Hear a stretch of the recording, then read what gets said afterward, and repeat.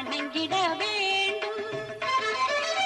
எல்லோரும் துதி பாடி எந்நாளும் நலம் காண யாரை வணங்கிட வேண்டும்? பிள்ளையாரை வணங்கிட வேண்டும்.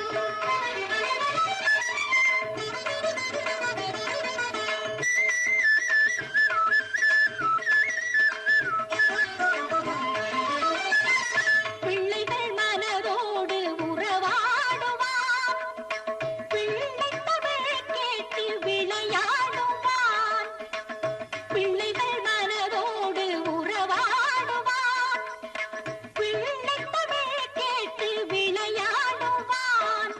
அன்பிலே அறிவிலே நன்மையாவும் நிறைந்து வாழ உலகினில் யாரை வணங்கிட வேண்டும்? பிள்ளையாரை வணங்கிட வேண்டும்.